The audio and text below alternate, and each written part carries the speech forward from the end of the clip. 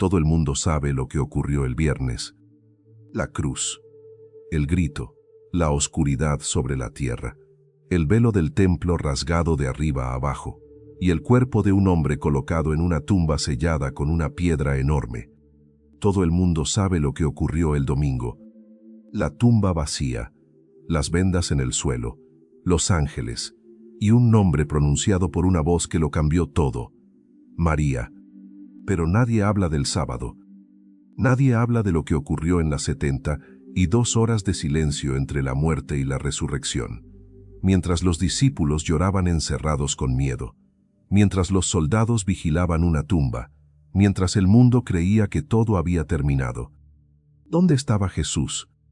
Su cuerpo físico estaba en el sepulcro, eso lo sabemos, pero las Escrituras son claras en algo que la mayoría pasa por alto: Jesús no era solo cuerpo, y su espíritu no se quedó quieto.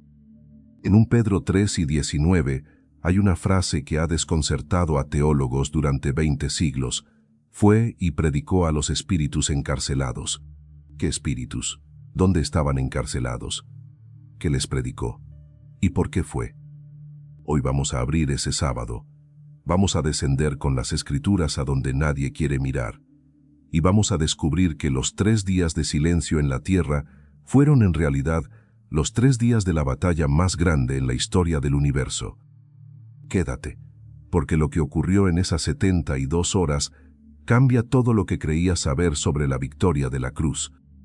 Te pido que te suscribas y actives el botón, y nos digas de qué ciudad o país estás nos viendo, para así poder traerte cada vez más contenido relevante y para que YouTube te avise cuando publiquemos nuevos vídeos.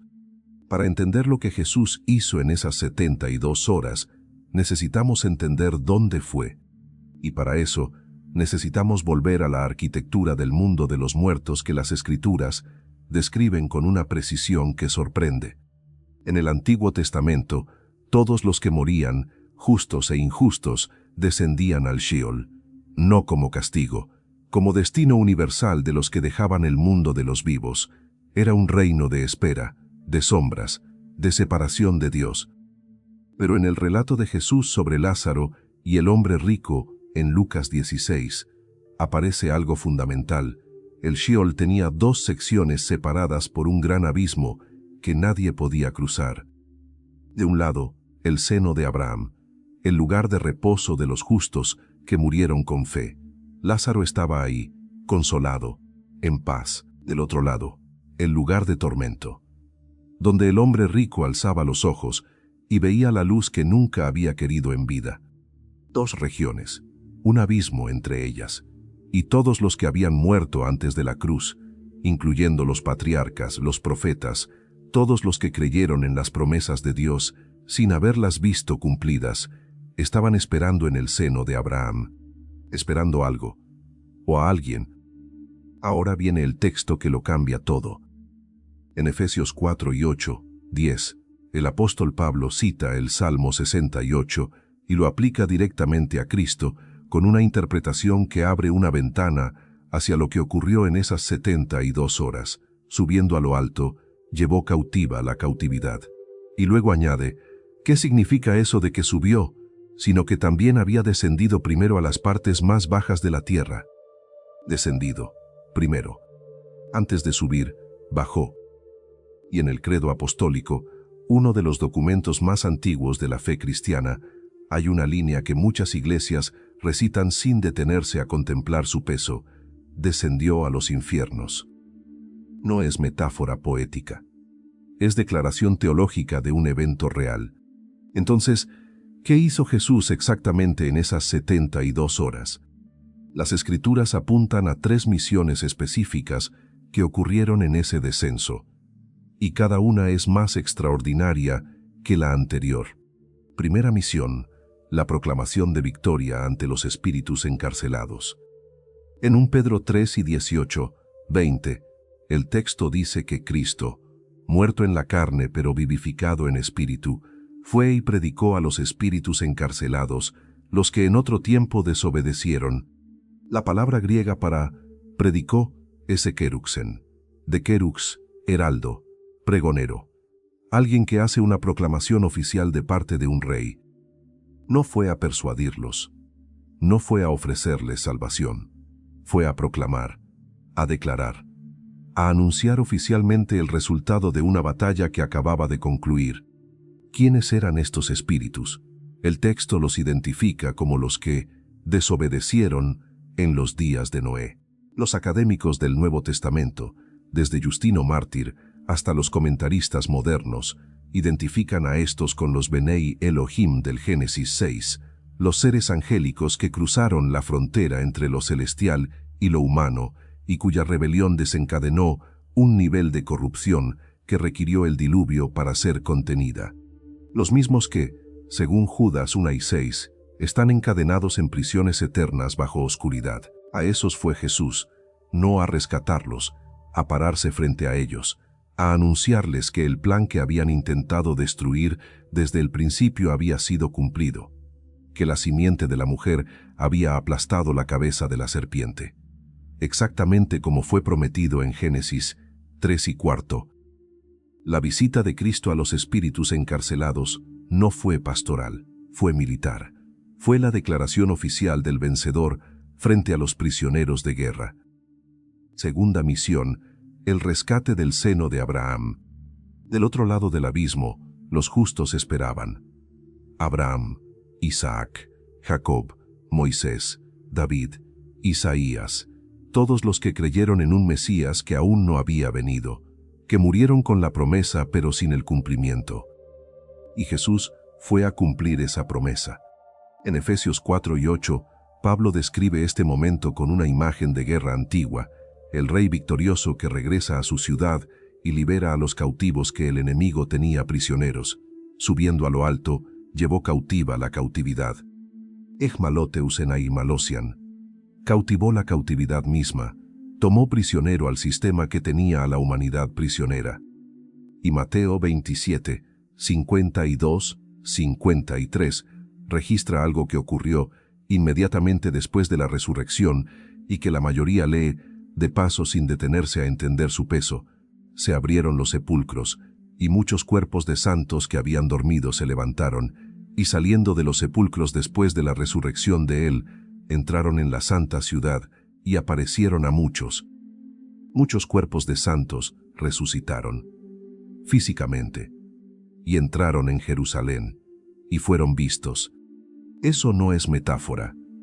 Es el eco físico en el mundo visible de lo que Cristo había hecho en el mundo invisible. Liberar a los que esperaban. Tercera misión, tomar las llaves. En Apocalipsis 1 y 18, el Cristo resucitado se presenta a Juan con una declaración que resume todo lo que ocurrió en esas 72 horas en una sola frase: estuve muerto, y he aquí que vivo por los siglos de los siglos, y tengo las llaves de la muerte y del Hades. Las llaves. Taskleis. Las llaves no se declaran, se toman. Lo que Cristo declara a Juan no es una metáfora espiritual, es el reporte de una operación completada. Las llaves que el enemigo pensaba que tenía sobre la humanidad, sobre el destino final de cada alma humana, fueron arrancadas de sus manos por aquel que no podía ser retenido por la muerte. En hebreo, el nombre del Mesías incluye el título Goel, el Redentor, el pariente cercano que tiene el derecho legal de rescatar lo que le pertenece, de recuperar lo que fue tomado por deuda o por fuerza. Eso fue exactamente lo que Jesús hizo en el Sheol. No fue como visitante, fue como Goel, como el dueño que llega a reclamar lo suyo. Y cuando salió, salió con las llaves. ¿Qué significa todo esto para ti hoy? Significa que la victoria de la cruz no fue solamente lo que ocurrió en el Gólgota, fue lo que continuó ocurriendo en el mundo invisible durante 72 horas que el mundo no vio. Significa que cuando Jesús dijo desde la cruz consumado es, no fue una declaración de resignación. En griego, tetelestai, era el término que se escribía en los documentos de deuda en el mundo romano cuando la deuda había sido pagada en su totalidad. Era el sello de finiquito. Pero el consumado no terminó en la cruz. Se completó en el Sheol, frente a los espíritus encarcelados, en el seno de Abraham. y en el momento en que las llaves cambiaron de manos. Y hoy, esas llaves no están perdidas, no están en debate, no están en negociación, están en las manos del que venció. Colosenses 2:4 lo dice con una imagen que debe leerse lentamente. Despojando a los principados y potestades, los exhibió públicamente, triunfando sobre ellos en la cruz. Exhibió públicamente, como el general romano que desfilaba con sus prisioneros vencidos por las calles de Roma. El enemigo no fue solo derrotado, fue expuesto, fue humillado, fue despojado de su autoridad frente a todo el mundo invisible. Eso ocurrió en las 72 horas que el mundo llama el sábado de silencio. No hubo silencio, hubo guerra, y hubo victoria total. El viernes fue el sacrificio, el domingo fue la resurrección, pero el sábado fue la conquista. En 72 horas, el Espíritu de Cristo descendió a las regiones más profundas de la creación, proclamó victoria frente a los que pensaban haber ganado, liberó a los que llevaban siglos esperando, y tomó las llaves de la muerte y del Hades de manos del enemigo que nunca debió tenerlas. El silencio de esos 3 días no fue vacío. Fue el silencio del campo de batalla después de que la guerra ya fue ganada. Y las llaves que Jesús tomó en el Sheol son las mismas llaves que hoy determinan el destino final de cada alma humana, incluyendo la tuya. Él no solo murió por ti, fue al lugar más oscuro de la creación por ti. Enfrentó lo que ningún ser humano puede enfrentar solo, y regresó con las llaves. Si esto que escuchaste hoy movió algo en tu interior, si hay algo que reconociste como verdad en estas palabras, no lo dejes pasar. Eso también es una voz. Y sabe tu nombre. Suscríbete al canal y activa la campana. Cada semana abrimos juntos los misterios más profundos de las Escrituras, los que nadie te enseñó en la iglesia. Y comparte este video ahora, porque hay alguien que conoces que necesita saber que el sábado no fue silencio. Fue la mayor batalla de la historia. Y ya estaba ganada. Hasta el próximo video. Que Dios te bendiga.